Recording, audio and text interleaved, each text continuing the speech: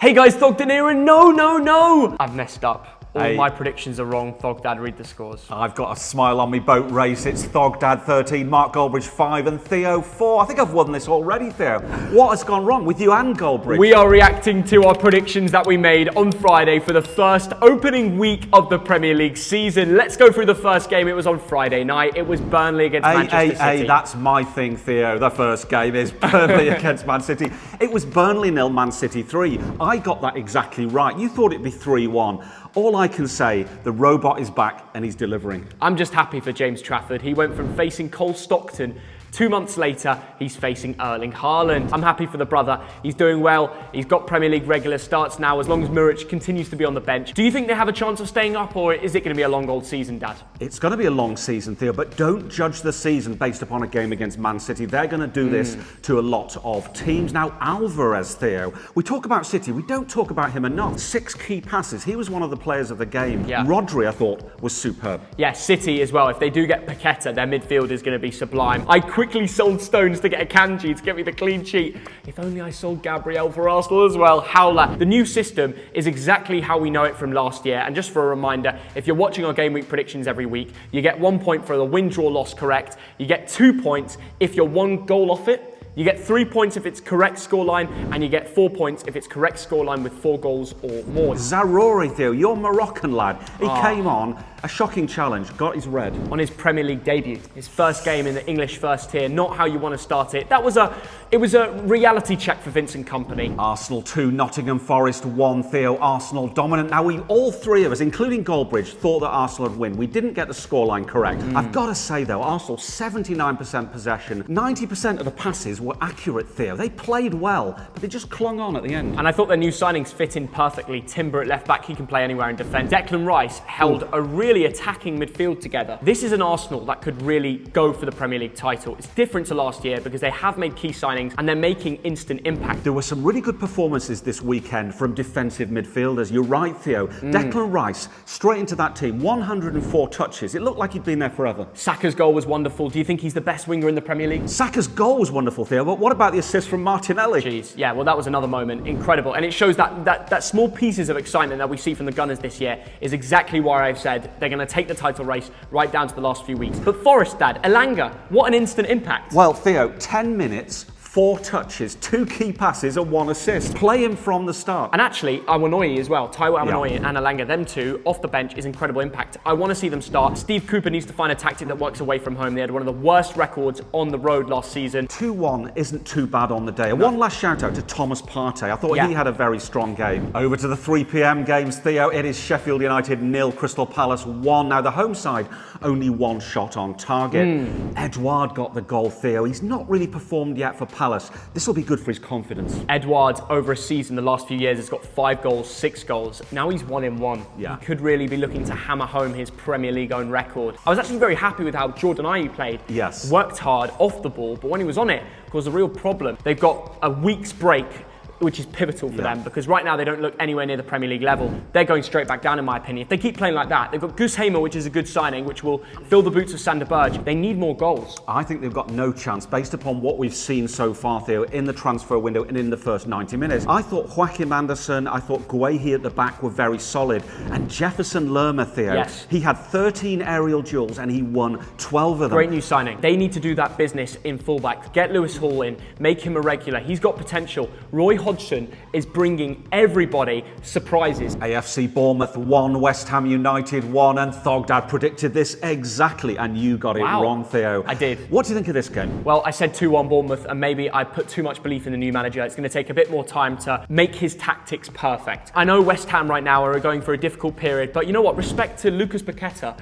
who might be on the verge of a deal for Man City, but he's not thrown the toys out and said, and said, I'm not going to play. He's gone out there and dropped a masterclass down on the south coast. He still gives it 10 out of 10, and West Ham came in away with a solid point. Do you know what? This was a really good game, Theo. There were 30 shots between them. Jared Bowen, what a goal. He needed that early goal this season. And now he's got 3 goals and 4 competitive matches. I'm thinking about FPL. If West Ham a good run of games, Bowen's going to cook. Absolutely, and Solanke getting a good goal. I would also mention Soucek, Theo, and also Philip Billing and Joe Rothwell on the other side of the pitch. Really good performances in the centre of the park. I want to see more pace from Bournemouth. If they're playing that counter-attacking style, I don't think David David Brooks should be on the wing. I think he should be at the 10. And also, like you said, Theo, when these new signings come into the team, West Ham could easily be mid-table, pushing for the lower European places. Brighton and Hove Albion 4, Luton Town 1, Theo, and Goldbridge said 3-0, so he gets the 2 points from that. Well done to Goldbridge. Fair play. There's a lot to dig out about this match. The Luton Town first ever Premier League match in the club history ends with defeat and ends with some bad mistakes. It shows why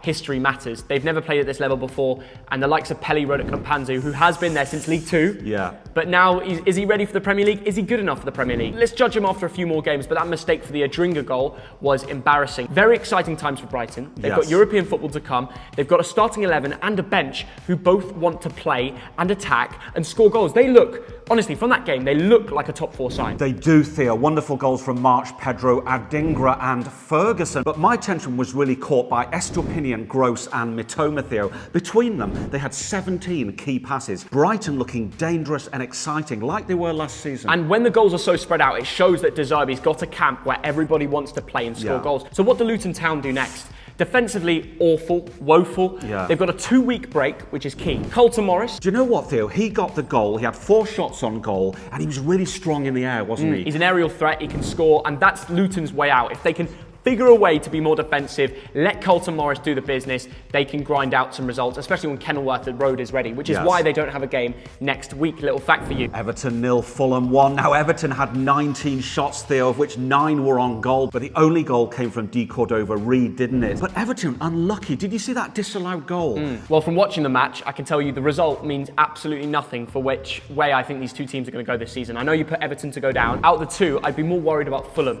And that's a funny thing to say, right? Considering they just walked away at Goodison Park with 3 points. It's that weakness. Their team doesn't look as strong as last year. No Tosin Adarabioyo. Mitrovic, is he still going to go? Is he going to stay? I was very happy with Idrissa Gana-Gueye, Joe Garner and Iwobi. They were all exciting, attacking, created chances, defensively were all right. Yes, Bobby Reid had 1 chance on the break, which he scored at the end of back post, but I don't think that determines what's going to come. I think they were unlucky that Neil Maupay didn't score. He does not deserve any of the abuse that he received. Onana, we have to throw his name in because I thought he was excellent. He was very creative. DCL is back soon, and when they start fighting for the roles again, even Neil Maupay will score more goals. That's my judgment on this situation. Everton will start winning games. Do not worry. Bernd Leno, Theo, got a 9.5 rating from SofaScore. He made 9 saves. On another day, Everton win this one 2-1. Newcastle United 5, Aston Villa 1. What an amazing time to be a Geordie and a Newcastle fan, Theo. Top of the league, and they were superb. Sandro Tonali off the mark within, 6 minutes. Isaac got a couple. Callum Wilson, Harvey Barnes. Talk to me about Harvey Barnes and his 22 minutes on the pitch. Newcastle, they turned up. They had a great midfield. Tonali was already scoring after, 4 minutes? I love that late run. It shows they've worked hard on the training ground. Harvey Barnes fit the tactics. You know what? Eddie Howe continues to amaze me with his tactics and overall fluidity with new signings, past signings. The likes of Jacob Murphy come in and do a shift. Isaac, my God, he's class. You see that chipped goal? That is a cut above. The whole team looks exciting. They're ready for European football.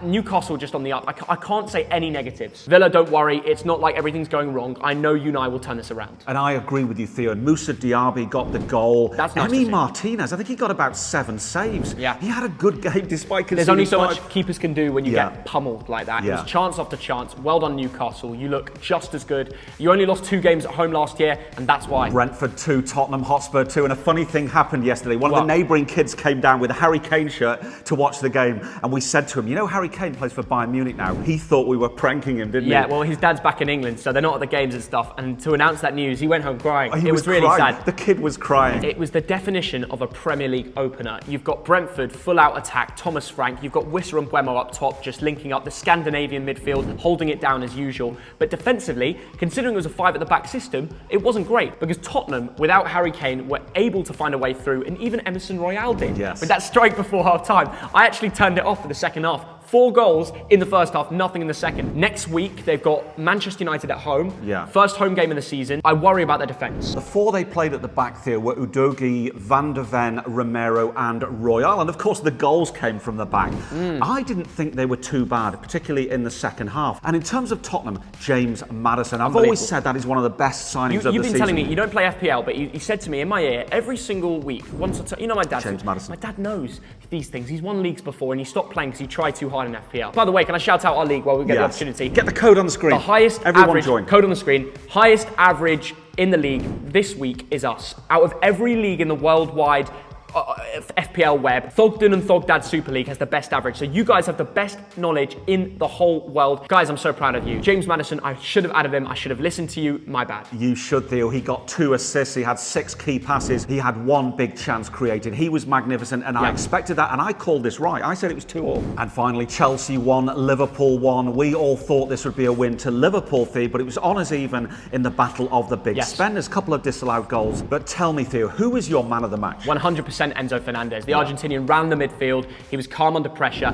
Every time Liverpool midfielders went near him, he was able to cut through them. I do think a part of that is because Liverpool don't have a ball-winning midfielder. There was no defensive-minded player. They were crying out for a player like Caicedo, but unfortunately he's going to the club in blue. And Enzo Fernandez looked top of the range. And when he plays next to Moises in future games, he's going to be astonishing. I thought it was pretty much honours even, Theo, overall. Now, what do you think about Nicholas Jackson? Because he missed 3 big chances. I know it's only 90 minutes. Does that worry you? Well, a lot of people know about the Chelsea 9 curse. Will it continue with Nico Jackson?